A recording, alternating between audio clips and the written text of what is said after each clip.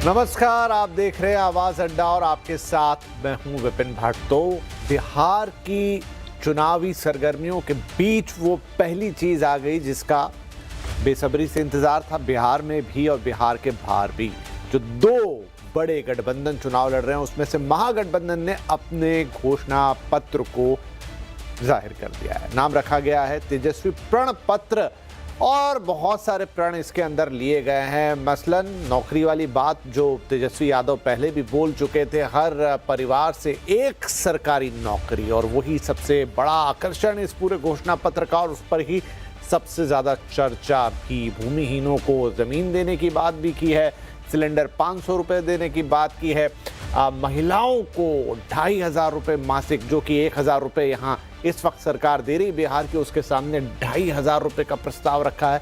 और भी बहुत सारी चीज़ें हैं यहाँ पर, और इसे बिहार के प्रगति का पैमाना बता रहे हैं तेजस्वी यादव। और ये पूरे गठबंधन का घोषणा पत्र है, आज जारी किया गया। लेकिन उसके साथ कुछ ऐसे सवाल भी उठ गए कि घोषणा पत्र में इनकी तस्वीर बड़ी है, राहुल गांधी की छोटी है, और भी चीज़ें, कौन आया कौन नहीं उस समय मौजूद था लेकिन आ चुका है। इधर दूसरी तरफ बीजेपी या एनडीए इसे बिहार का प्राण लेने वाला, प्रण पत्र को प्राण लेने वाला पत्र बता रहे हैं। तो देखिए, सियासत तो होनी थी, हो भी रही है, अभी और भी घोषणा पत्र आने वाले हैं, एनडीए का आएगा, देखेंगे। लेकिन आज इस घोषणा पत्र के हर बिंदु पर विस्तार से चर्चा करेंगे, खुलकर बात होगी, और बिहार के चुनावी बिसात पर इस घोषणा पत्र से महागठबंधन को कितनी मजबूती मिलेगी और कितना आधार मिलेगा, इस पर भी बात होगी। लेकिन उससे पहले ये देख लेते हैं कि आज क्या कुछ हुआ।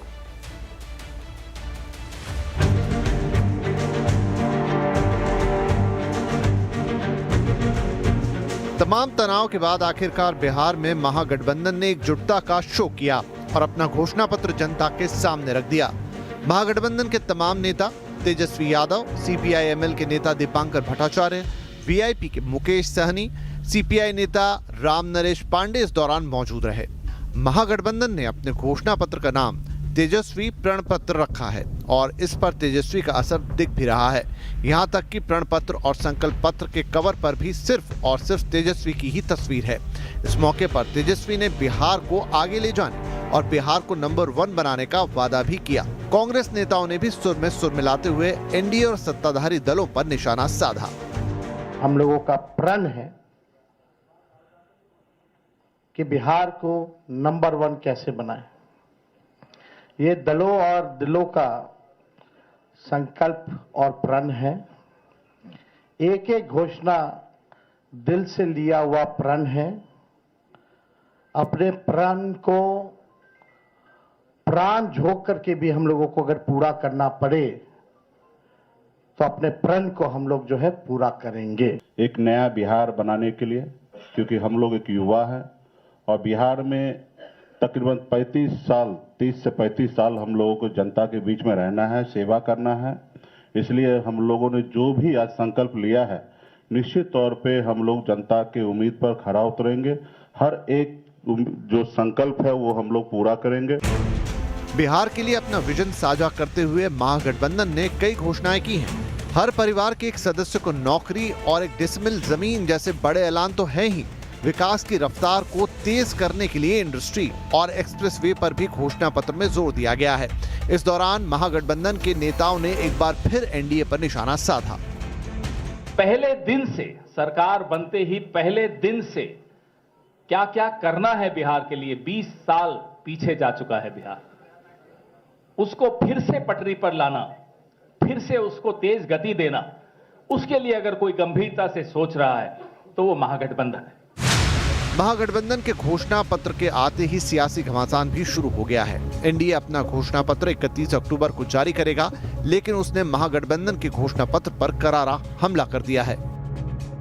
तो वो प्रेम पत्र नहीं, वो झूठ पत्र है, फरेब पत्र है, गुमराह करने वाला पत्र है, और ऐसे घोषणा पत्र को जरूर बिहार की जनता अपने कूड़ेदान में डालेगी। भ्रष्टाचार पर खुलकर बोलने से तेजस्वी यादव डरते हैं और घबराते हैं, क्योंकि उनका पूरा परिवार भ्रष्टाचार में आतंक डूबा हुआ। संविधान के खिलाफ बोलते हैं,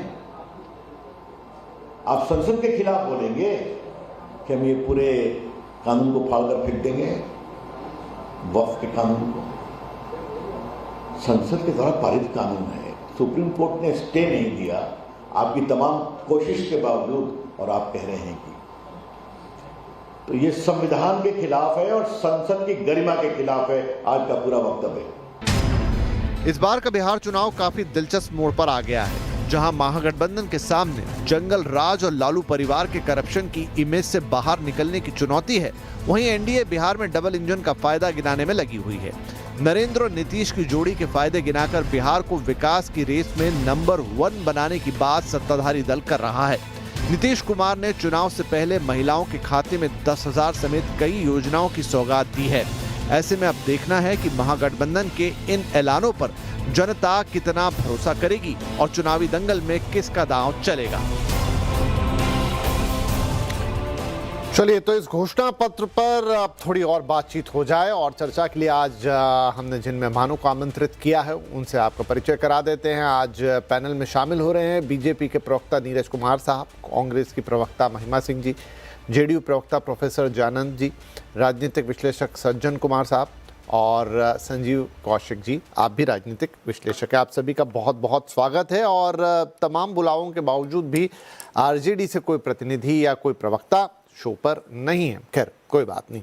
तो महिमा जी हैं, उनसे ही शुरू करते हैं। तो महिमा जी, बहुत सारा कुछ ऐलान इसमें हुआ, और ख़ास तौर पे वो एक नौकरी वाला ऐलान, वो तो पहले भी आप लोग कर चुके थे, ख़ास तौर पे तेजस्वी यादव, और वो इसमें भी आया, और भी हैं। लेकिन एक हेडलाइन जो मैंने बहुत सारी जगह पे देखी वो ये थी कि मंच दो हेडलाइंस अलग अलग देखी। एक तो वो तस्वीर वाली कि तेजस्वी जी की तस्वीर बहुत बड़ी छपी, नाम उनका, प्रण उनका, राहुल गांधी छोटे, खैर ये एक बात हो गई। दूसरी जो मैंने 2-4 जगह हेडलाइन देखी कि आपके जो प्रभारी हैं अल्लावर साहब, वो और आपके प्रदेश अध्यक्ष जो थे राजेश राम साहब, वो मंच पर नहीं दिखे। कोई खास कारण है, इसका कोई मतलब लगाए? हेडलाइन दिखी, इसलिए मैं आपसे सवाल पूछ रहा हूँ।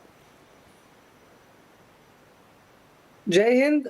विपिन जी, ये तो जितने मुंह उतनी बातें वाली बात है। ये तो आप जानते ही हैं कि जिन लोगों ने 20 साल तक बिहार की जनता के साथ ठगी की है, वो आज इस तरह की कंट्रोवर्सीज ना बनाएं तो क्या करें।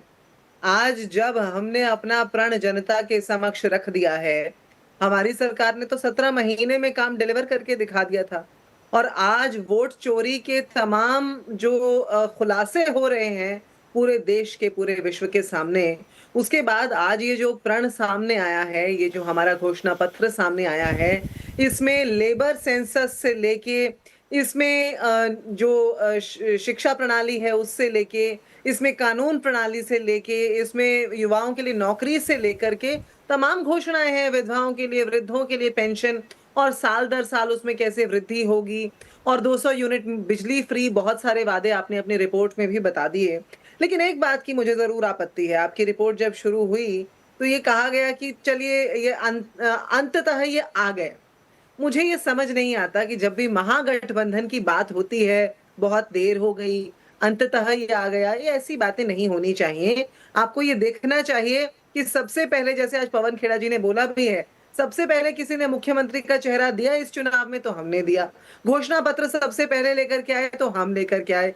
लेकिन कुछ लोग हैं जो 20 साल से बिहार की जनता को ठग रहे हैं, और आज उनके पास जब कोई देने के लिए जवाब नहीं है तो आरोप प्रत्यारोप का घिनौना खेल फिर से शुरू करने जा रहे हैं। लेकिन बिहार की जनता सब जानती है, और अभी जो 22 दिन की यात्रा चली ना, उसके बाद तो बिहार की जनता की जो प्रतीक्षा है वो बड़ी मुश्किल से कट रही है उस दिन की, जब वो उंगली दबा करके, और भाजपा के द्वारा जो ये सरकार मिली-जुली है, एनडीए की जो सरकार है, भाजपा और जेडीयू की, उसने जो ठगी की है उसका जवाब देने के लिए आतुर है आज बिहार की। अच्छा, एक सवाल मैं और आपसे पूछूंगा। आपने कहा कि आरोप प्रत्यारोप, उससे बिल्कुल अलग हटके सवाल। मंच से दावा हुआ, हालांकि वो अब चूंकि मुख्यमंत्री फेस हैं इसलिए वही बोलेंगे, कि तेजस्वी ने कहा कि नंबर 1 बनाएंगे बिहार को। जब वो ऐसा कहते हैं तो इसके क्या मायने हैं? बिल्कुल स्पष्ट है। आप हमारा घोषणा पत्र अगर आपने नहीं देखा है तो उसमें देखिए 25 मुख्य बिंदु हैं विपिन जी, और उन 25 मुख्य बिंदुओं में कोई भी एक ऐसा तबका नहीं है और कोई भी एक ऐसा मसला नहीं है जो छूटा हो।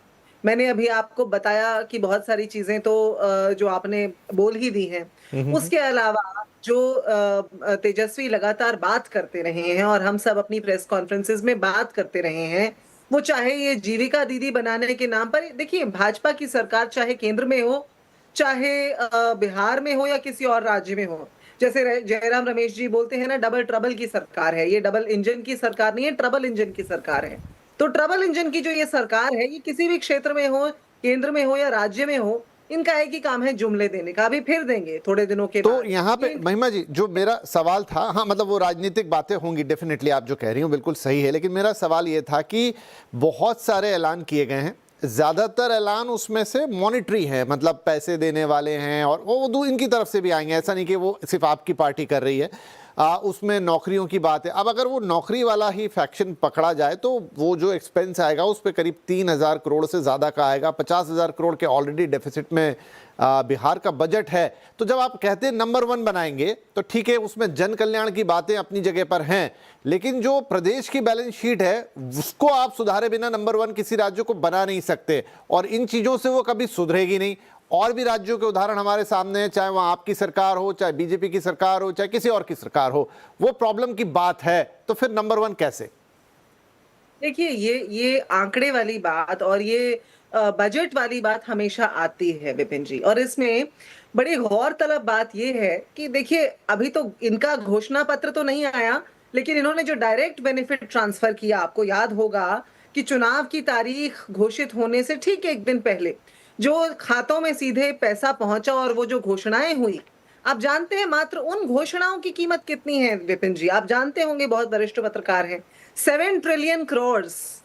ये जो सैकड़ों हजारों करोड़ों की घोषणाएं पहले ही कर चुके हैं और डायरेक्ट बेनिफिट ट्रांसफर हुआ है, और उसके बाद जो आगे चल के अभी इनका घोषणा पत्र आएगा, ये एनडीए से कौन पूछेगा कि पिछले 20 साल से इनके पिछले 5 सालों के घोषणा पत्र उठा के देख लीजिए, इनके पिछले साल के घोषणा पत्र उठा के देख लीजिए, बिहार के नाम जो बजट सैंक्शन हुआ था उस सैंक्शन का हाल देख लीजिए। आपको इन सारी बातों से उत्तर मिल जाएगा कि कथनी करनी में फर्क है तो वो भाजपा के और एनडीए के है। आप महागठबंधन की बात करें या तेजस्वी यादव की बात करें, तो आपको याद होगा जब 17 महीने की सरकार चली थी हमारी, और तेजस्वी यादव ने अभी एक मंच से बताया भी है कि एक चीनी मिल को दोबारा शुरू करने का काम उन्होंने तो कर दिया, लेकिन अमित शाह हो या नरेंद्र मोदी हो, वो बिहार जाते हैं और वहां की जनता से बोलते हैं चीनी मिल दोबारा शुरू करेंगे। बताइए चीनी मिल का क्या हाल है, बताइए कि जो सारे उद्योग हैं उन उद्योगों का क्या हाल है। और एक और बड़ी अहम बात जो उठ रही है वो ये है, और अभी हाल ही में हमारे पास दूसरे राज्यों से भी इसकी रिपोर्ट आई है, कर्नाटक से कल इसके ऊपर आपत्तियां दर्ज हुई हैं कि जितने भी सेमीकंडक्टर उद्योग हैं, जितने भी आईटी हब्स के हैं, वो असम या गुजरात 2 ही जगह क्यों भेजे जा रहे हैं? क्या बिहार की जनता को अधिकार नहीं है उद्योग वहां पर सेटअप किए जाएं? क्या इस देश के और राज्यों के पास वो अधिकार नहीं है? ये कर्नाटक के साथ सौतेला व्यवहार इसलिए क्योंकि आज वहां पर कांग्रेस की सरकार है, जब वहां पहले भाजपा की सरकार थी उस समय पर 40% कमीशन की सरकार चल रही थी, वही बिहार में हो रहा है। बिहार में तो इस नहीं अभी ठीक है, अच्छी बात है, क्योंकि घोषणा पत्र पे हमें रहना है तो थोड़ा उसके सहारे हम चीजों को आगे बढ़ाते हैं। नीरज जी, बहुत सारी बातें यहाँ पर महिमा जी ने कह दी। आज जब घोषणा पत्र आया तो एनडीए की तरफ से ये कहा भी गया कि ये प्रण पत्र नहीं है, प्राण लेने वाला पत्र है बिहार का। कैसे? देखिए, तेजस्वी यादव जब ये बात करते हैं कि हर घर से एक नौकरी देंगे, ये तय मानिए वो यह दावा कर रहे हैं कि हर घर से एक पलायन करवाएंगे नौकरी के लिए, क्योंकि बिहार में जो पलायन से हुआ यह आरजेडी के जंगल राज का ही देन है। उसी समय बिहार में पलायन शुरू हुआ था। अभी मैडम बात कर रही थी बिहार में उद्योग धंधे की। उद्योग धंधे बिहार में कब चौपट हुए साहब? आरजेडी के शासनकाल में, आरजेडी कांग्रेस के शासनकाल में चौपट हुए। जब से मोदी जी आए हैं बिहार में तो उद्योग लगने शुरू हुई है। बरौनी में चिवारा का कारखाना लगा है, बिहार में दर्जनों इथेनॉल के प्लांट लगे हुए। शुगर मिल की बात कर रहे थे, हमने कई एक शुगर मिल भी दोबारा चालू किया है, और बदले में इथेनॉल प्लांट भी हमने चालू किया, जिससे गन्ना किसानों को भी आज यह लाभ मिल रहा है। ये एक बात इन्होंने आज अपने घोषणा पत्र में और भी कहा था कि 4 जातियों को, कि हम नाई बढ़ई 4 जातियों को हम 5-5 लाख रुपए का ऋण देंगे ब्याज फ्री, जिसपे कोई ब्याज नहीं लगेगा। मैं बता दूं, ये कंप्लीटली ये माननीय प्रधानमंत्री जी की योजना है, विश्वकर्मा योजना। उसका इन्होंने कॉपी किया है। और ये मात्र 4 जाति की बात कर रहे हैं, लेकिन माननीय प्रधानमंत्री जी ने बढ़ई, नाव निर्माता, शस्त्र निर्माता, लोहार, हथौड़ा टूल किट निर्माता, ताला बनाने वाला, सुनार, कुम्हार, मूर्तिकार, पत्थर तोड़ने वाला, मोची, राजमिस्त्री, टोकरी चटाई बिनने वाला, गुड़िया खिलौना का निर्माता, नाई, माला बनाने वाला, धोबी, दर्जी, इस सबको ऋण और ऋण के ब्याज में सब्सिडी सरकार की तरफ से देने की व्यवस्था, और ये ऋण कोलेक्टर फ्री ऋण होगा। ये योजना 17 सितंबर 2023 से पहले से ही बिहार में चल रही है। इसलिए इनका जो ये संकल्प पत्र है, जिसको कि तेजस्वी के अपना प्रण पत्र कहते हैं, वास्तव में ये प्राण लेवा पत्र होगा बिहार के लिए। क्योंकि देखिए, शादी भी कोई कहीं करता है ना साहब बिहार में या कहीं भी देश में, तो लड़के लड़की का लोग कुल खानदान परिवार देखता है कैसा है। तो तेजस्वी यादव का जब वो बेटी और रोटी का संबंध जब करते हैं, वोट का संबंध रोटी से होता है, जब करते हैं तो वहां भी कुल खानदान देखा जाता है। और जब बिहार की जनता इनके खानदान की ओर झांकती है तो क्या मालूम याद आता है साहब? जंगल राज, चारा चोर, इसी तरह की चीजें यहाँ याद आती हैं। भ्रष्टाचार चरम पर, अपहरण, उद्योग, तो इनका कुल खानदान वही रहा है। ये अपने डीएनए से बाहर कैसे आ सकते हैं? ये बिहार को फिर से चाहते हैं। आज बिहार सड़कों के मामले में, कनेक्टिविटी के मामले में बिहार में क्रांति सी आ गई है। कनेक्टिविटी के मामले में, सड़क इंफ्रास्ट्रक्चर के मामले में आज बिहार देश के किसी भी अग्रणी राज्य के बराबर है। ऊर्जा के क्षेत्र में हम आत्मनिर्भर हो चुके हैं और आगे भी ऊर्जा की जो पीएम सोलर योजना है उसके तहत बिहार में काफी काम होने वाला है। तो इंडस्ट्री के लिए जो आवश्यक होता है, इंफ्रास्ट्रक्चर और ऊर्जा, वो 2 चीजें हमने पूरा कर दी। इनके समय से बिहार में अंधेरा रहता था तो लालटेन की रोशनी जलाते थे। बिहार में कहीं बल्ब नहीं था, कहीं बल्ब लगता था तो लोग तार छीन के चुरा के लेके भाग जाते थे। इनकी राज शासन काल की पहचान अपराध, जंगल राज, भ्रष्टाचार की रही है। जब मैंने भ्रष्टाचार कहा तो मुझे एक बड़ी अच्छी बात आज, इंटरेस्टिंग बात याद आई साहब। आज मैं तेजस्वी यादव जी का घोषणा पत्र पढ़ रहा था, उसमें उन्होंने बात किया है अपराध पे 0 टॉलरेंस। जरा गौर करिएगा साहब, अपराध पे 0 टॉलरेंस का, लेकिन भ्रष्टाचार पे 0 टॉलरेंस की बात इन्होंने नहीं की है, क्योंकि इनको मालूम है कि बात निकलेगी तो फिर दूर तक जाएगी। इसलिए भ्रष्टाचार पे मुंह खोलने से बेचारे डर गए, घबरा गए। दरअसल भ्रष्टाचार इस परिवार का मूल पेशा है। अभी भी ये बेल पर बाहर है। मुख्यमंत्री फेस क्या ना घोषित हो गए, इनको लगता है कि बिहार के मुख्यमंत्री हो गए। कितनी दिक्कत से, कितना ब्लैकमेल करके साथियों को आपने मुख्यमंत्री फेस बने हैं। और ये माई बहन योजना की बात करते हैं। महिलाओं के प्रति आपके शासन काल का क्या ट्रैक रिकॉर्ड रहा है साहब? महिलाएं तो डरती हैं, राजद के नाम से डरती हैं, आपके मामाओं से डरती हैं बिहार की महिलाएं। आपको ये सब बोलना पड़ेगा मुझे फिर से दोबारा क्या? तो आपका ट्रैक रिकॉर्ड बहुत ही खराब रहा है। आप सिर्फ और सिर्फ झूठे जुमले फेंक रहे हैं, जनता में भ्रम फैला रहे हैं। आपको मालूम है कि सत्ता में तो आपको आना है नहीं, तो इसलिए कुछ भी वादे कर दो, झूठे वादे कर दो। ठीक, कानून व्यवस्था, जंगल राज, इस वाले पॉइंट पे आगे आते हैं क्योंकि ये भी है घोषणा पत्र के अंदर, लेकिन काफी नीचे जाकर है। लेकिन जयनंद साहब, जो बार बार उस मंच से आरोप लगा, अभी महिमा मैम ने भी कहा कि 20 साल पीछे चला गया बिहार, उसको वापस लेकर आना है। 20 साल से सरकार है आप लोगों की, मुख्यमंत्री जी तो आप ही की पार्टी के हैं, मतलब नीतीश जी, सुशासन बाबू और तमाम। जब बार बार ऐसा बोल रहे हैं तो उसका क्या मतलब लगाया जाए? कैसे 20 साल पीछे चला गया आपके शासन में बिहार? 20 साल का सुशासन को इनको दिखता नहीं है तो ये पीछे जाने का भ्रम पैदा करते हैं, इसमें कोई बात नहीं है। कांग्रेस की बड़ी ही मानसिक ये गड़बड़ है, क्योंकि उनके खुद के नेता जो है इसमें इन्वॉल्व नहीं है, सीएम के भी अनाउंसमेंट में या और भी चीजों में ना।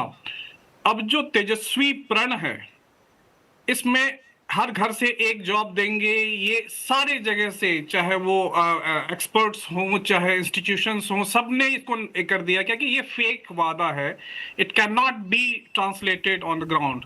ये सब चीजें केवल चुनाव को ध्यान पे रख के की गई है। जमीन देंगे, वैसे लोग जो लोग जमीन हथिया रहे थे वो जमीन देने की बात कर रहे हैं। आप सोच सकते हैं किस तरीके की मैनिफेस्टो इन लोगों ने बनाई है। महिला सुरक्षा को करेंगे, जिनके कार्यकाल में महिला कभी सुरक्षित नहीं थी। विपिन जी, मैं आपको बात कहूं, मैं बिहार से हूं। जब मैं पटना स्टेशन पे आ जाता था, सुबह सुबह गाड़ी दिल्ली से पहुंचती थी, तो वहां से अपने घर जाने के लिए सुबह होने का वेट करता था प्लेटफॉर्म में। कि रास्ते में जाऊंगा तो मुझे छीन ले जाएंगे। आज आप जाइए, 2 बजे रात को निकलिए और आप अपने घर पहुंच जाएंगे। रोड अच्छी बनी हुई है, नेटवर्किंग अच्छी बनी हुई है, इलेक्ट्रिफिकेशन हुआ है, एजुकेशन अच्छी हुई है। कहां 33% से 60% में आप आए हुए हैं 2021 के सेंसस के हिसाब से। आज के डेट में 74% के आसपास आप फॉल कर रहे हैं। वुमेन्स एम्पावरमेंट है, 10,000 रुपया बात कर रहे हैं कि हमने घूस दे दिया है महिलाओं को। महिलाओं का सशक्तिकरण ही आपका उत्थान करेगा, ये तय बात है। ये सीड मनी है, सीड मनी एंटरप्रेन्योरशिप। मैंने जाके देखा है, अपने गांव में जाके देखा है, कई लोग चाय बना रहे हैं, कोई कुछ और दुकान खोल रहे हैं, कोई किराने दुकान के 10,000 में कुछ छोटा मोटा खोल लिया है। तो 2,500 रुपए तो दे रहे हैं जयानंद जी, ये भी 2,500 रुपए इनका भी वादा है, 2,500 रुपए ये भी दे रहे महिलाओं को। हाँ, मतलब ये देखिए, दोनों की अलग बात है। हम कभी भी फ्री में देने के सहभागी नहीं है। हम कहते हैं कि आप ये 10,000 लीजिए, 10,000 में अपने आप को थोड़ा सा आगे बढ़ाइए।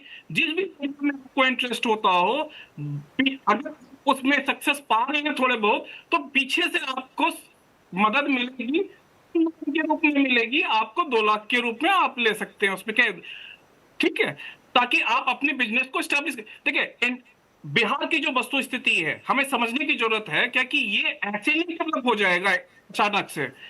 वहां के लोगों को हाथ में स्किल्स देना होगा, वहां के लोगों को एंटरप्रेन्योरशिप के तरफ बढ़ाना होगा। जॉब देने से ये बड़ा ही बेतुका सा सवाल है। हम आपको 2 डिसमिल 5 डिसमिल जमीन, भाई डिसमिल जमीन। चलिए, थोड़ा सा प्रोफेसर आपके ऑडियो को थोड़ा हमारे पास कट के आ रहा है, हम कोशिश करते हैं कि वो ठीक हो, लेकिन आपकी बात यहाँ पे समझ में आ गई और सुन भी लिया आई थिंक दर्शकों ने। ठीक है, महिमा जी आप लगातार हाथ उठा रही हैं, लेकिन मैं आता हूँ अपने बाकी 2 मेहमानों से सवाल ले लूँ, फिर आपके पास भी आता हूँ दोबारा। सज्जन साहब, आपको कैसा लगा ये घोषणा पत्र? इन लाइन जैसा हम उम्मीद कर सकते थे, जो एक महागठबंधन दे सकता था वैसे ही आया? तेजस्वी पहले ही बोल चुके थे नौकरी वाला वादा, वो उनके पिछले घोषणा पत्र में भी था, तब शायद एक डेफिनेट नंबर था। अब उन्होंने कह दिया है कि मैं हर परिवार को दूंगा। उसका एक गणित है जो आगे बात करेंगे उस पर, और बाकी और भी जो सारी घोषणाएं हैं। क्या ये ऑन द लाइन है, मतलब जो उम्मीद थी उसके आसपास ही है?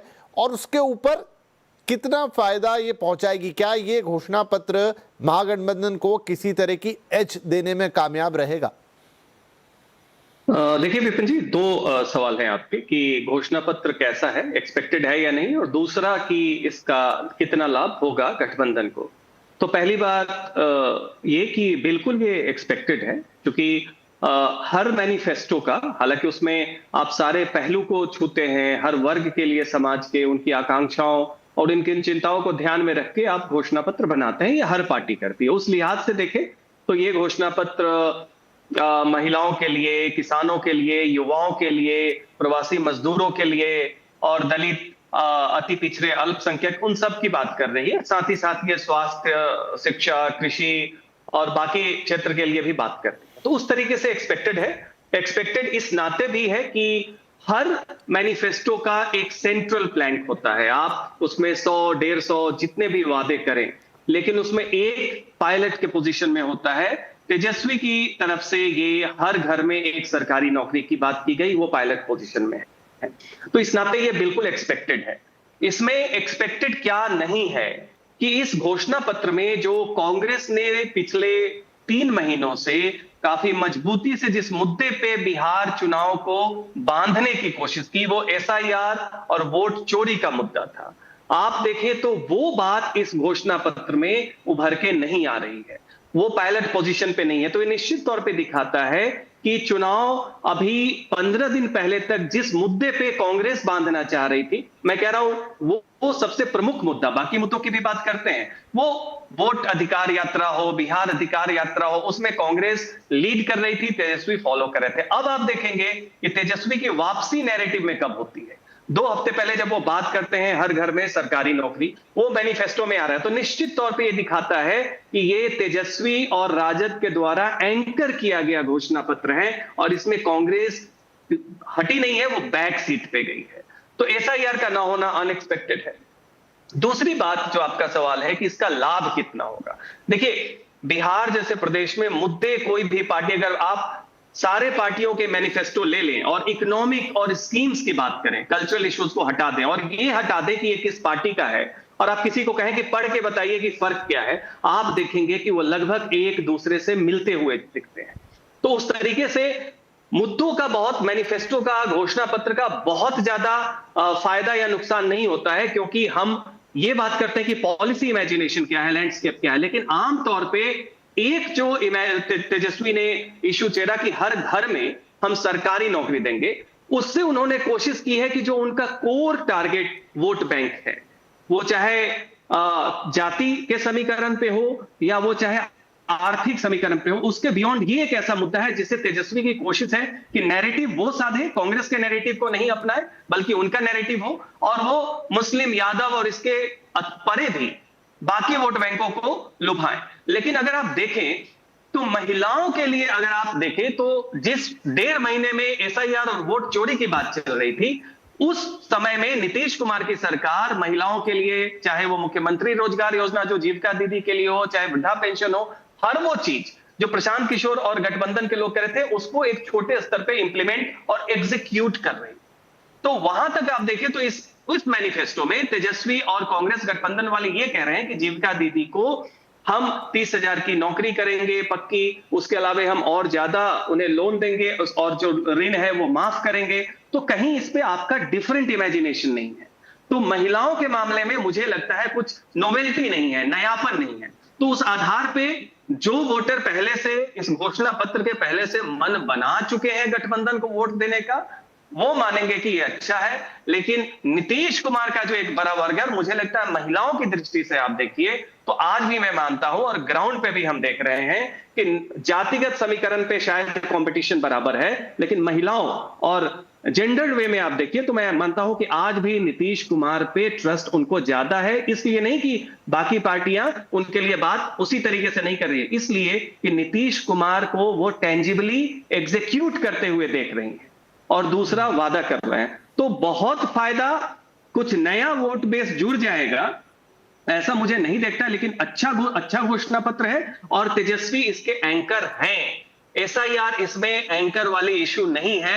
हर घर पर सरकारी नौकरी मेन मुद्दा है जो तेजस्वी बनाना चाहते थे, थोड़ा देर से आया। अब देर आए दुरुस्त आए होगा या अब चिड़िया चुग गई खेत वाली बात होगी, ये 14 को पता चलेगा। जी तो संजीव जी, आजकल अभी जो अधिकांश चुनाव हैं उनमें हम देख रहे हैं कि घोषणा पत्र पहले भी हुआ करते थे, लेकिन तब वो बस थोड़े कागजी चीज़ों में ज़्यादा होते थे, लेकिन अब वो एक फ्रीबीज का बॉक्स है, गुडी बॉक्स है, जिसमें बहुत सारी ऐसी चीज़ें होती हैं जो कनेक्ट करती है लोगों को, चाहे उनको डायरेक्ट बेनिफिट मिल रहा हो, चाहे किसी और तरीके से बेनिफिट मिल रहा हो। बेनिफिट, बास्केट ऑफ बेनिफिट जैसी चीज़ है।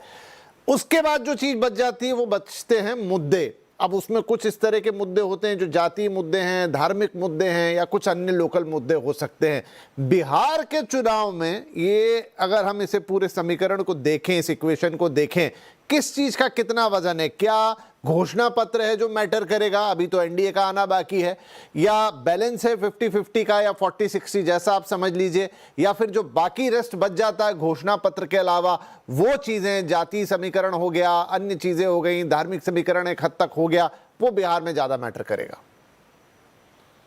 विपिन जी, से हम दो तरीके से देखते हैं। पहली बात तो ये कि जिस भी स्टेट में कोई एक सरकार है, वो सरकार यदि 20 सालों से लगातार है और उसको आखिरी वक्त में यदि 10,000 रुपया महिलाओं के खाते में पहुंचाने की जरूरत पड़ती है, या फिर पेंशन को 1100 रुपये बनाने की जरूरत पड़ती है, तो निश्चित तौर पे प्रश्न तो खड़ा होते हैं। विपक्षी पार्टियां तो हाशिए पे है पहले से ही। विपक्षी पार्टियां पिछले 20 सालों से लगातार कोशिश कर रही है कि सरकार को हटाए और हम आए। तमाम तरह के प्रश्न हैं उनके मन में और उन प्रश्नों को लेकर के वो सामने खड़ी है। दो चीजें पहले लगातार बात कही जाती थी कि आखिर विपक्षी पार्टियों के पास चेहरा कौन सा है। महागठबंधन ने अपने चेहरा को क्लियर किया, पहली बात। दूसरी बात कि आखिर आप करना क्या चाहते हैं, बिहार में कौन सा बदलाव और कौन सा विकास करना चाहते हैं, वो भी मैनिफेस्टो के सहारे सामने रख दिया गया। अब इसमें सवाल ये उठता है कि ये लगातार ये बात कही जा रही है कि कांग्रेस पार्टी इसमें पिछड़ती हुई दिख रही है। कांग्रेस पार्टी का जो एजेंडा था, एसआईआर जो एजेंडा था, कांग्रेस पार्टी का एजेंडा एसआईआर का केवल बिहार में नहीं था, पूरे हिंदुस्तान के लिए ये एजेंडा है। कांग्रेस पार्टी लगातार पूरे हिंदुस्तान में इस बात को लेकर के कहना चाह रही है। और तेजस्वी के चेहरे को यदि आगे करने की बात को लेकर के ये माना जाए कि कांग्रेस पार्टी हाशिए में है, तो मैं समझता हूं कि उन लोगों को याद करना चाहिए कि राहुल गांधी ने क्या कहा। राहुल गांधी ने कहा कि जिसकी जितनी संख्या भारी उसकी उतनी भागीदारी। उस हिसाब से इस बात का भी यदि अर्थ निकाला जाए तो कांग्रेस पार्टी मानती है कि आज के वक्त में आरजेडी वहां पे मजबूत है, और आरजेडी जो मजबूत है, जिसकी संख्या ज्यादा है, निश्चित तौर पर उसको जिम्मेदारी दी जा रही है। और उसके साथ कांग्रेस पार्टी ये मजबूती से हर जगह पे, कदम दर कदम, हर स्टेज पे यदि वो खड़ा है और साथ साथ ये बात कहती हो कि नहीं, तेजस्वी के साथ हम हैं, उनकी नीतियों के साथ हम हैं, उनकी योजनाओं के साथ हम हैं। और ये जो सवाल पूछा जा रहा है कि क्या कर पाएंगे, नौकरियां दे पाएंगे, नहीं दे पाएंगे, कैसे दे पाएंगे, कहां से दे पाएंगे, ये विपक्षी पार्टियों से सवाल पूछने से ज्यादा बेहतर है कि जो सत्ता में 20 सालों से बैठा हुआ है उससे पूछा जाए कि आखिर 20 सालों में आपने ऐसा क्या नहीं किया और क्यों नहीं किया जिसकी वजह से आपको मौका दिया जाए। आप मुझे बताइए कि आपका चेहरा क्या है। मजबूरी में आपको चेहरा बताने की जरूरत पड़ जा रही है कि नीतीश जी हमारे चेहरे हैं, लेकिन सच बात यह है कि देश के गृह मंत्री जाके कह के जाते हैं कि ये बात की बात है, इस पर अभी चर्चा न की जाए। तो ये उहापोह की जो स्थिति है, मुझे लगता है कि विपक्षी पार्टियां अभी भी बड़ी मजबूती के साथ सामने दिखाई दे रही है और वो अपने एजेंडे को क्लियर करने का प्रयास कर रही है, और वो कर भी रही है। कंफ्यूजन सत्ता पक्ष में है, आखिर चेहरा कौन होगा, क्या सचमुच में नीतीश जी की आखिरी पारी है राजनीतिक तौर पे देखा जाए तो ये तमाम जिस तरह की जुगत बैठाई जा रही है, जिस तरह से भारतीय जनता पार्टी ने चक्रव्यूह रचा है कि आप कहीं के नहीं रहेंगे। भारतीय जनता पार्टी का पुराना ट्रैक रिकॉर्ड भी निकाल के देख लीजिए कि जिसके भी कांधे पर उसने हाथ रखा, धीरे धीरे उसके अस्तित्व पर संकट आने लगा और कई जगहों पर तो खत्म ही हो गया। तो ये बात साफ दिखाई दे रहा है, और ये एक तरफ नीतीश कुमार जी के अपने जो वोट बैंक या वोटर हैं उनके मन में भी खलबली है, और दूसरी तरफ भारतीय जनता पार्टी के लोगों के मन में भी ये अंतर्द्वंद चल रहा है कि आखिर जब हमारी संख्या बड़ी है, हमारे विधायक ज्यादा है, हम सबसे बड़े दल के नेता के तौर पे यदि हम हैं, तो आखिर हम आगे क्यों नहीं, कब तक हम नीतीश के पीछे पीछे दौड़ते रहेंगे और पिछलग्गू बनते रहेंगे। तो ये दर्द नीतीश जी के भारतीय जनता पार्टी के वोटरों का है। तो ये इस उहापोह में विपक्षी पार्टी आज तो बिल्कुल क्लियर कॉन्सेप्ट के साथ है, सामने है कि उसके जो एजेंडे हैं, हम सरकारी नौकरी देंगे। आप मुझे बताइए कि पिछले 20 सालों में तकरीबन 29 चीनी मिलें हुआ करती थी, आज 8-9 के आसपास में सिमट के रह गई है। आप रोजगार नहीं दे पा रहे हैं, आपकी मजबूरी है ये, इसके बारे में कोई चर्चा नहीं कर रहे हैं। आप हॉस्पिटल को उठाकर देख लीजिए, पलायन की स्थिति यह है कि आज भी बिहारी बाहर जाकर के अन्य प्रदेशों में गाली खाने को मजबूर है। तो आप फिर 20 सालों में आपने क्या किया?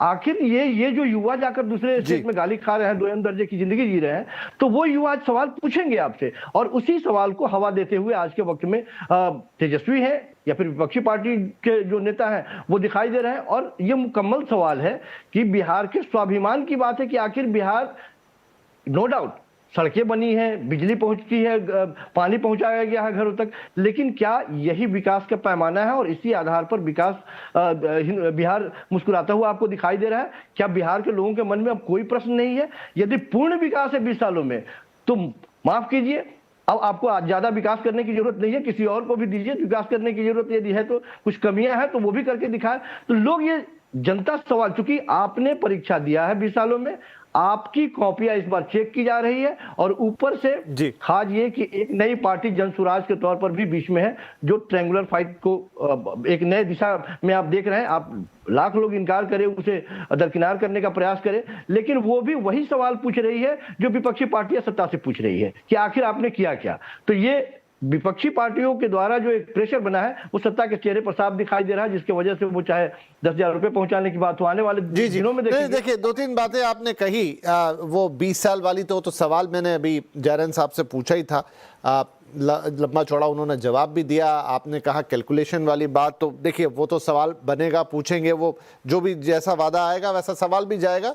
लेकिन एक आपने कहा नीतीश कुमार जी का, तो मैं पूछ लेता हूँ नीरज जी, जब मैं शो में आ रहा था उससे पहले ही मैंने कहीं टीवी पे फ्लैश देखा कि रविशंकर जी ने कहा है, रविशंकर प्रसाद जी ने, कि कोई वैकेंसी नहीं है हमारे पास बिहार में सीएम की, और नीतीश जी ही बिहार में हमारे नेता हैं। हालांकि उन्होंने ये नहीं कहा स्पेसिफिकली कि वो सीएम पद के दावेदार हैं या कुछ भी, लेकिन ये 2 सेंटेंस मैंने चलते हुए देखे। तो इसके क्या मायने हैं? क्या नीतीश जी के ही सीएम फेस को लेकर आप जा रहे हैं? निश्चित रूप से इसमें कहीं कोई संशय नहीं है। नीतीश कुमार जी के नेतृत्व में ही हम लोग चुनाव लड़ने जा रहे हैं। सीएम फेस हमारे वही हैं और सीएम भी हमारे वही होंगे। बिहार की जनता का अटूट विश्वास और प्यार नीतीश जी के प्रति है, और नीतीश जी ही बिहार के लिए सीएम होने जा रहे हैं, इसमें कहीं कोई संशय नहीं। ये आरजेडी और कांग्रेस के लोग इस पर थोड़ा भ्रम फैलाना चाहते हैं, लेकिन अब बिहार बुद्ध की धरती है, महावीर की धरती है, ज्ञान की धरती है, बुद्धिहीनों की धरती नहीं है बिहार। बिहार का हर नौजवान तेजस्वी यादव की तरह 9वीं फेल नहीं है, वो बातों को जानता समझता और पॉलिटिकल रूप से बिहार अवेयर है, तो लोग समझता है क्यों इस तरह का भ्रम फैला रहे हैं। ये हर घर एक नौकरी देने के जो खोखले वादे करते हैं, ये इनकी फैंटेसी है साहब, इसके सिवा कुछ नहीं। हर एक दुनिया का इंस्टीट्यूट कह रहा है कि पॉसिबल नहीं है, और कहीं भी पूरी आबादी के 1% से अधिक को सरकारी नौकरी दी जा सकती नहीं है। ये और उसमें अगर ये अभी इन्होंने कुछ दिन पहले बात कर दिया था कि जीविका दीदी को 30,000 रुपया प्रति महीना देंगे, जानते हैं साहब इसका रकम कितना होता है? बिहार का 16 साल का बजट हो जाएगा, जो आज बिहार के बजट का आकार है 3,17,000 करोड़ रुपया, इसका 16 गुना उतना पैसा लग जाएगा उसको पूरा करने में। कुछ भी बोल जाते हैं, दरअसल को कोई ज्ञान नहीं है, ना पॉलिटिकल ज्ञान है, ना कोई कैलकुलेशन समझते हैं। जो मर्जी आया सलाहकारों ने जो सलाह दिया बोल जाते हैं, अपना कुछ इनको पता चलता नहीं है, और इसलिए बोल के फंसते हैं और खुद हंसी के पात्र बनते हैं। तो इनकी इन बयानों में बस खोखले दावे हैं साहब, झूठ का पुलिंदा है। तो एक चीज हो गई, आपने क्लियर कहा कि नीतीश जी ही आपके सीएम फेस हैं और उन्हीं के फेस पर चुनाव लड़ना है, और अगर आप सत्ता में आते हैं तो नीतीश जी मुख्यमंत्री होते हैं। ये बात यहाँ पर साफ हो गई, और ये बड़ी बड़ी बात है, तो हेडलाइन वाली बात है आप जो कह रहे हैं। और महिमा जी, जो कैलकुलेशन की बात है वो आ रही है, अब आ रही है तो उसका जवाब भी बनेगा। अभी यहाँ पर नीरज जी ने भी कैलकुलेशन किया, मेरे पास एक मोटा फिगर है, मैं उसमें और जोड़ देता हूँ कि 3 लाख करोड़ के आसपास की बजट है, लेकिन इसमें दुगना या 2.5 गुना ज्यादा खर्चा आएगा बजट जितना बिहार का आज के पास है। तो कोई डेफिनेटली प्लान बनाया होगा, कोई तरीका किया होगा। आप ये कहें कि इनसे सवाल पूछें कि इन्होंने क्या किया, लेकिन आपकी भी तो कोई कैलकुलेशन रही होगी इसके पीछे। मैं आपके सवाल का उत्तर जरूर दूंगी, लेकिन मैं बहुत देर से हाथ खड़ा कर रही थी। जब भाजपा के प्रवक्ता बोले, जब जदयू के प्रवक्ता बोले, तो पहले मैं वो बातें बोल दूं। देखिए, अभी भाजपा के प्रवक्ता ने अभी जो बात बोली ना, हंसी के पात्र वाली, हंसी के पात्र से मुझे प्रधानमंत्री नरेंद्र मोदी का वो वाला भाषण याद आ गया, जिसमें उन्होंने दरभंगा में एम्स बनाने का दावा कर डाला, और उसके बाद लोगों ने वहां से मीम्स बनाने शुरू कर दिए कि यहाँ एम्स नहीं, यहाँ तो मीम्स बन रहे हैं, यहाँ खाली जमीन पड़ी हुई है। तो हंसी का पात्र तो भाजपा और प्रधानमंत्री नरेंद्र मोदी जो है चीफ कॉमेडियन है भाजपा के उस मामले में। आपको लगता है जमीनी हकीकत नहीं मालूम है? उसमें देखिए, अभी पहली बार बोलते हुए भाजपा के प्रवक्ता ने एक और बड़ी हास्यास्पद बात बोली थी कि भाई कॉपी करते हैं। ये तो सब जानते हैं कि भाजपा इंतजार करती है महागठबंधन का, कांग्रेस का मैनिफेस्टो कब आए, उसके 2 दिन के बाद 4 दिन के बाद हम अपना मैनिफेस्टो लाएं। यही नहीं, आपने देखा पिछले साल 2024 का हमारा मैनिफेस्टो, उसमें जो इंटर्नशिप स्कीम हमारे मैनिफेस्टो में थी इंडिया गठबंधन के, उसको किस तरह से चुराया भाजपा ने, और श्रेय तक नहीं दिया। चलिए छोड़िए उस बात को भी। अब देखिए, बात नीतीश कुमार के नाम पे जब आती है विपिन जी, तो फिर से हम लोगों को बड़ा हास्यास्पद लगता है, क्योंकि एकनाथ शिंदे वाला किस्सा बहुत पुराना नहीं हुआ ना, सब जानते हैं महाराष्ट्र में क्या हुआ है। और उसको भी छोड़िए, अभी आप बिहार में देख लीजिए, अमित शाह एक ही सांस में पहले बोलेंगे कि विधायक दल तय करेगा, उसके बाद यहाँ आकर उनके प्रवक्ता बोलेंगे कि भाई नीतीश कुमार होंगे। अमित शाह एक ही सांस में पहले मंच से बोलेंगे एनडीए की सरकार। आप उनका अभी जो गत 2-4 दिनों में ही भाषण है उनको ध्यान से सुनिए, मैंने बड़े ध्यान से सुना। वो एक सांस में बोलेंगे एनडीए की सरकार, और फिर कुछ ही क्षणों बाद बोलेंगे भाजपा की जब सरकार बन जाएगी, भाजपा की जब सरकार बन जाएगी। तो ये जो पीठ में छुरा घोंपने वाला चरित्र भाजपा का है अपने संगियों साथियों के, इसको तो भाजपा का चरित्र महागठबंधन धर्म निभाने का रहा है, पीठ में छुरा भोंकने का चरित्र कांग्रेस का रहा है। पर हैं तो 20 साल से तो नीतीश ही मुख्यमंत्री हैं। देखिए ना कितने बौखला गए, ये देखिए कितने बौखला गए भाजपा के प्रवक्ता, जाहिर है। गठबंधन के राजनीति की शुरुआत भी हिंदुस्तान में। महिमा जी, अगर बिहार की बात है तो 20 साल से तो नीतीश हैं, मुख्यमंत्री हैं, वही हैं। विपिन जी, अगर हस्तक्षेप वाली चर्चा आपको करनी है तो अगली बार से मैं भी वही किया करूंगी। मैंने पूरा समय अपने अवसर का इंतजार किया, लेकिन अब भाजपा के प्रवक्ता इतना भी अनुशासन नहीं दिखा सकते। ये ही चरित्र है भाजपा का। अब आप सुनिए, 20 साल से नीतीश कुमार मुख्यमंत्री हैं, लेकिन ये तो सबको दिखाई दे रहा है ना। क्यों नहीं अमित शाह एक बार भी बोल पाए?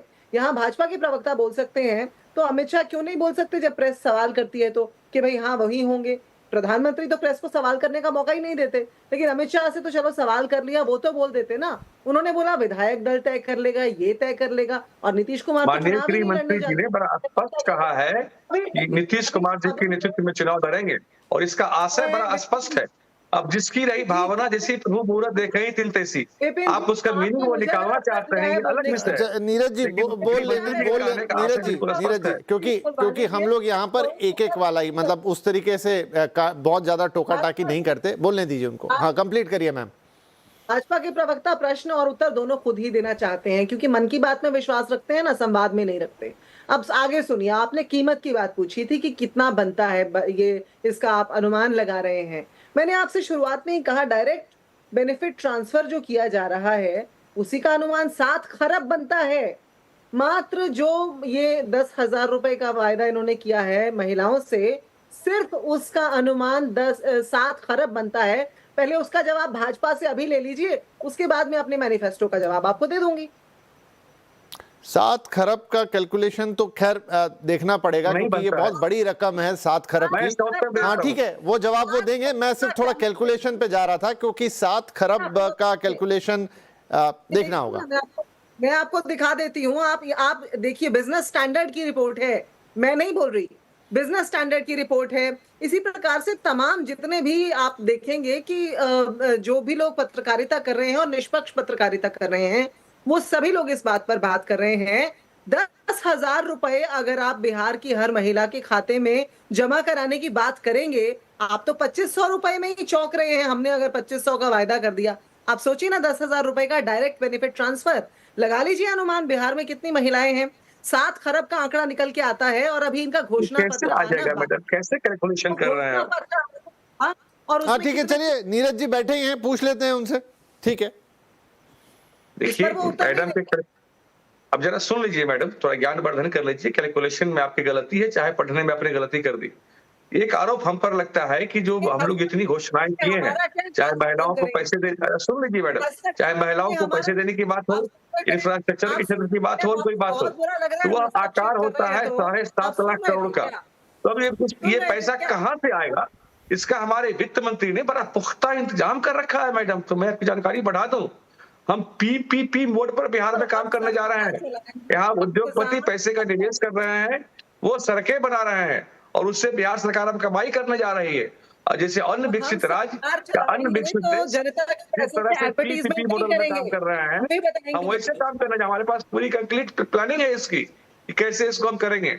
आपकी तरह अंधेरे में तीर नहीं चलाते हैं हम लोग बहुत सोच समझ के एक निश्चित लक्ष्य के प्रति हम लोग तेजी से आगे बढ़ रहे हैं। चलिए तो एक काम करते हैं, छोटे ब्रेक का वक्त हो गया। जिसको भी जो कैलकुलेशन करना है वो ब्रेक में लगा ले, फिर उसके बाद ब्रेक के बाद हम वो कैलकुलेशंस देख लेंगे। और कुछ और बातें हैं इस घोषणा पत्र के अंदर जिस पर भी बात करना जरूरी है। एक छोटा ब्रेक ले रहे हैं, तुरंत हाजिर होंगे। Welcome back. आवाज अड्डा में आज बात हो रही है बिहार में पहले घोषणा पत्र की, जो आया है महागठबंधन की तरफ से। हर परिवार में एक सरकारी नौकरी, ये उसका एक फ्लैगशिप अनाउंसमेंट है। और बाकी और ढेर सारे अनाउंसमेंट है, जिसमें ज़मीन देना भूमिहीनों को, और साथ में और भी कई तरह की जो डायरेक्ट बेनिफिट्स हो सकते हैं, सब्सिडीज़ पे चीज़ें हो सकती हैं, डायरेक्ट हेल्प की चीज़ें हो सकती हैं, वो वाली बातें। और फिर कुछ कानून व्यवस्था को लेकर इस तरह के कई और ऐलान आए हैं। अब फटाफट कुछ और चीज़ों पर बात यहाँ पर कर लेते हैं। सज्जन साहब, एक चीज़ जो बिहार में कानून व्यवस्था की बात बहुत ज़्यादा होती है, तो कभी जंगल राज आता है, तो कभी तो दो विश्लेषण हम यहाँ करना चाहेंगे। एक तो पिछले 20 साल जिस जंगल राज की बात करते हैं उससे ये कितने बेहतर थे सही मायनों में। और अगर आप फिर से कानून व्यवस्था की बात करने जा रहे हैं तेजस्वी यादव की, हम बेहतर कानून व्यवस्था यहाँ पर लेकर आएंगे, तो वो किस आधार पर उन चीज़ों को प्रस्तुत करेंगे कि किस तरह का सुधार वो करेंगे, क्योंकि वो एक जो जंगल राज का ठप्पा लगा हुआ है वो है अभी भी। जी, दो तरह की एंटी इनकम्बेंसी होती है। एक पॉलिटिकल एंटी इनकम्बेंसी, जैसे नीतीश कुमार की सरकार है लगभग 20 साल से, तो निश्चित तौर पे इनकम्बेंट जो होता है उससे लोग थोड़े संतुष्ट नहीं होते हैं, तो पॉलिटिकल एंटी इनकम्बेंसी होती है।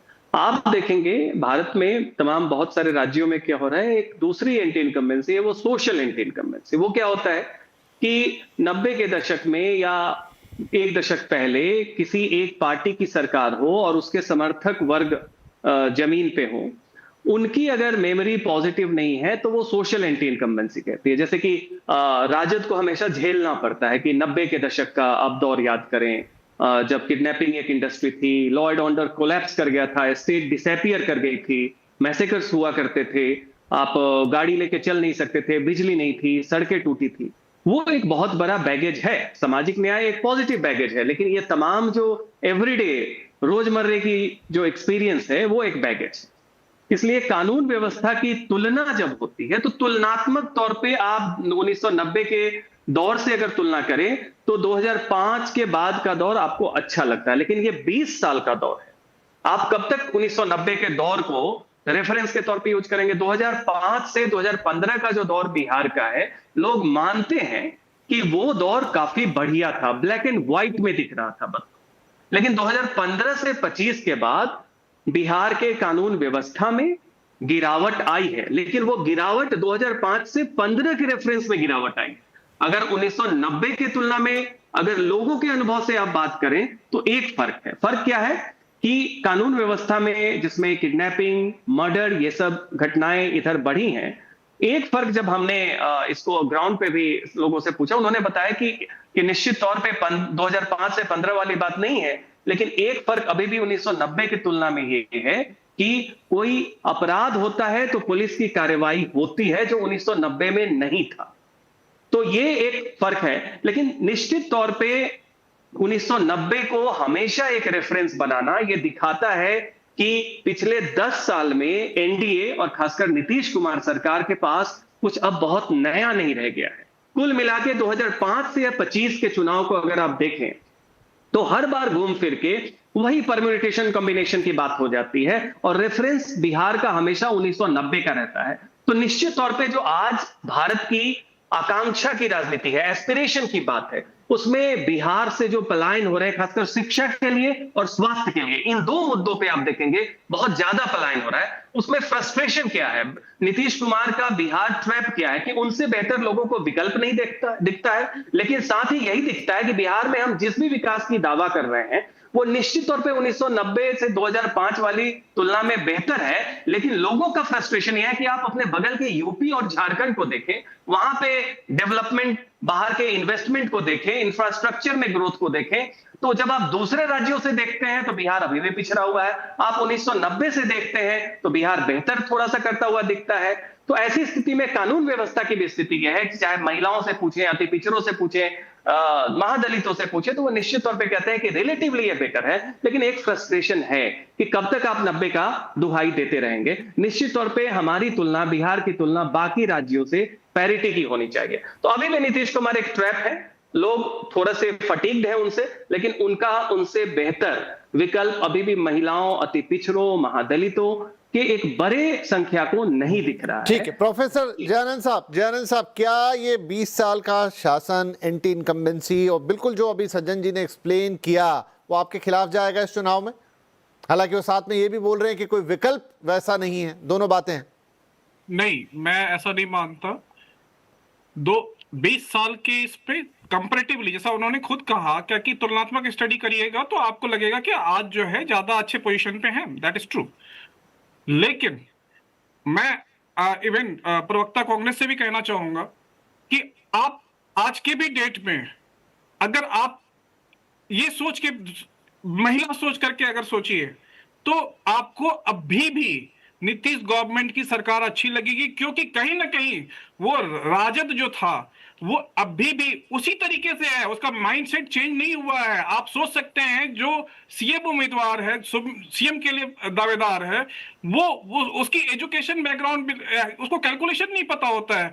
आप सोच सकते हैं कि कहां से खरबों का आइडिया लेके आ गए हैं।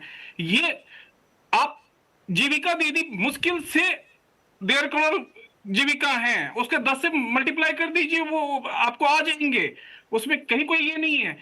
उस टाइम पे law and order, being an woman, आप ये सोचिए क्या कि उस टाइम पे ये हालात है जो क्या कि इवन आईएएस अपनी पत्नी को नहीं बचा पा रहा था।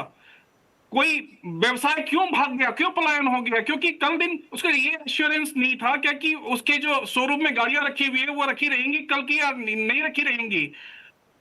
आज के डेट में मैं बताता हूं, मैं भी बाहर हूं बिहार से, उसी समय में निकला, महेंद्रू में मैं रहता था, उस समय में सारे लोगों को काली पोतना, सारी चीजें करना, क्या क्या नहीं देखे हम लोगों ने। आज के डेट में हमारी सहपाठी जो बाहर मांग रहे हैं, सब इंडस्ट्री बिहार में अपने जा रहे हैं वापस।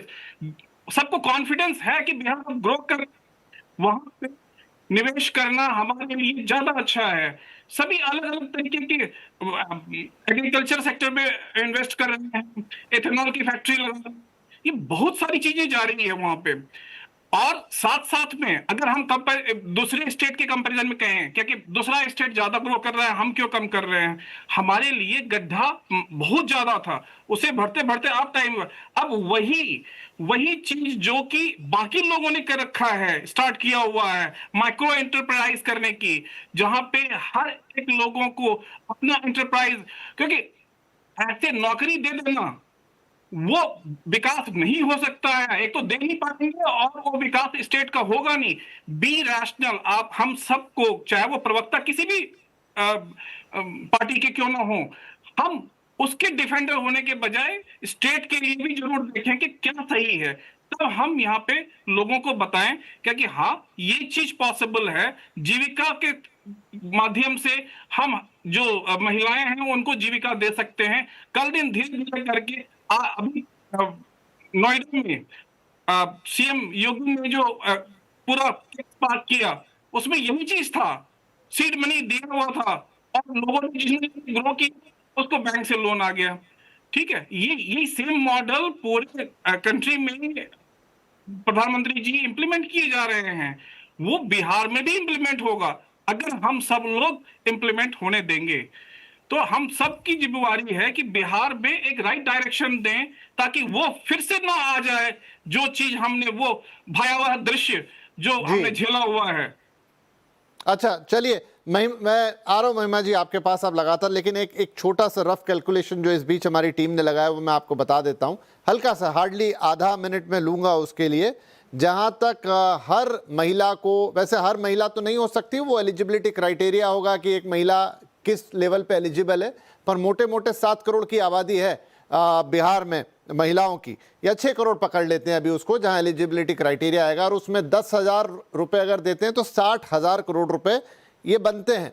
अब 60,000 करोड़ रुपए, 50,000 करोड़ का तो बिहार का इस समय घाटा है, बजट घाटा, उस लिहाज से उस रकम का आप अंदाजा लगा सकते हैं। अब आई नौकरी वाली बात, तो जो हाउस होल्ड है, 2011 का सेंसस पकड़ रहा हूं, 1,90,00,000 के आसपास हाउस होल्ड है, वो नंबर प्रिसाइज में थोड़ा और बड़ा हो सकता है। 3 सिनारियो उसके हम पकड़ लेते हैं। लोएस्ट ग्रेड की सैलरी पकड़ ले कि 2 से 2.5 लाख रुपया साल का सैलरी तो जाएगा एक व्यक्ति को, और एक पकड़ ले कि 4 लाख, एक पकड़ ले कि 6 लाख। तो इस 3 सिनारियो में जो नंबर निकल कर आ रहा है मोटा मोटा, पहले सिनारियो में जब आप कम से कम सैलरी दे रहे हो तो वो आ रही है करीब करीब 4 लाख करोड़ के आसपास की, माफ कीजिएगा, ये आ रही है करीब करीब, इसमें सारे सिनारियो अगर मैं जोड़ रहा हूं, 6 लाख करोड़ के आसपास की। मीडियम माने करीब 4 लाख रुपए आप सालाना दे रहे हैं तो 10 लाख करोड़ की बन रही है, और आप अगर 6 लाख रुपए के आसपास की भी सैलरी दे देते हैं तो वो 15 लाख करोड़ के आसपास। तो सबसे लोएस्ट नंबर पकड़ लेते हैं 6 लाख करोड़। तो महिलाओं को पैसे बांटने में लगेगा 60,000 करोड़ रुपया, और अगर आप नौकरियां देते हैं तो 6 लाख करोड़ के आसपास कॉस्ट करेंगी। ये मोटा मोटा अनुमान है, ये एक कैलकुलेशन जो क्विकली लगाया गया है। एनीवे, महिमा जी उत्तर दे दूं आपकी बात का। देखिए, ये मैं आपको ना एक रिपोर्ट का हवाला देते हुए अपनी बात रखूंगी। 25 जुलाई 2025 को पब्लिश हुई कैग की रिपोर्ट, अलग अलग न्यूज़पेपर्स में, द हिंदू में भी है, बिजनेस स्टैंडर्ड में भी है, आप कहीं पर भी सर्च कर दीजिए। 70,000 करोड़ के प्रोजेक्ट्स के अंदर 7,000 करोड़ का गबन पिछले 11 सालों में जो हुआ है बिहार के अंदर। अगर यही पैसा, इस तरह का पैसा, ये जो भाजपा और जदयू की, एनडीए की जो ठगी वाली सरकार का है ना, इसी को हम रिट्रीव करना शुरू कर देंगे विपिन जी, बहुत मुश्किल नहीं है। कैग की रिपोर्ट, कॉम्प्ट्रोलर ऑडिटर जनरल की रिपोर्ट की बात कर रही हूँ, मेरे अपने बनाए हुए आंकड़े नहीं है, ना ही विपक्ष के बनाए हुए आंकड़े हैं। 7,000 करोड़ का गबन छोटी बात नहीं होती बिहार जैसे स्टेट में जहां आप बात कर रहे हैं। उसके बाद ले लीजिए एनडीए सरकार के जो एडवर्टीजमेंट के, पीआर के जो खर्चे हैं, ये जो प्रधानमंत्री मोदी जाते हैं तो कभी रेलवे विभाग खर्चा उठाता है, तो आप कह रहे हैं कि वहां से आप रेवेन्यू कलेक्ट करेंगे, उठाता है। हम एक व्यक्ति का पीआर करने में नहीं, मगर तो महिमा जी आप, ठीक है, आप कह रहे हैं कि आप इस तरीके से रेवेन्यू जुटाएंगे। सीधी सी बात है। देखिए, प्रधानमंत्री ने तो बोला था 11 साल पहले साल के 2 करोड़ रोजगार देंगे। हाँ ठीक है, ठीक है, कोई तक पता नहीं है, लेकिन हम ये बता रहे हैं। ठीक है, you are clear. 30 second Neeraj ji. जी देखिए, अभी ये बात कर रहे थे कि 71,000 करोड़ का कैग रिपोर्ट का मामला, कैग ने कभी घोटाला नहीं कहा। यही भ्रम अफवाह की राजनीति करते हैं कांग्रेस के लोग। कैग ने ये कहा कि यूटिलिटी सर्टिफिकेट उसका अभी तक अरे सुन लीजिए, मुझे पता है ना आप जो बता रही हैं, यूटिलिटी सर्टिफिकेट उसका अभी तक जमा नहीं किया गया है, और ये जमा करने में देर सवेर होता है। और ये भी यूटिलिटी सर्टिफिकेट सबका है। जब तेजस्वी यादव बिहार में फाइनेंस मिनिस्टर थे, डिप्टी सीएम थे, उस समय का नहीं जमा हुआ है। ये कोई भाजपा साथ में उस समय का नहीं है। ठीक है, देखिए मेरा आज के लिए तो नीरज जी, महिमा जी, समय समाप्त हो गया। लेकिन अब दूसरा मौका हमारे पास आएगा जब एनडीए का घोषणा पत्र आएगा। ठीक है, आप सभी लोग आमंत्रित होंगे। हम फिर एक बार इसी मंच पे आके फिर से चर्चा करेंगे। उस दिन और पुख्ता कैलकुलेशन आप लोग लगा के आइएगा, क्योंकि थोड़ी सी बिजनेस चैनल है तो हम थोड़े कैलकुलेशंस की भी बात करते हैं, ताकि जनता के सामने बात मोटी मोटी पहुंचे कि क्या होने जा रहा है। और बिहार के चुनाव के लिए बिसात खुली हुई है, एक घोषणा पत्र है, दूसरे का इंतजार रहेगा। आगे उसके बाद तो फाइनल रिजल्ट हम देखेंगे 14 नवंबर के दिन ही। लेकिन बहुत कुछ ये घोषणा पत्र अब चुनाव में उसकी तस्वीर को तय करने का काम करते हैं, इसलिए इन पे चर्चा बड़ी आवश्यक है। फिलहाल आज के लिए समय समाप्त हो गया। आप सभी मेहमानों का बहुत बहुत धन्यवाद। नमस्कार।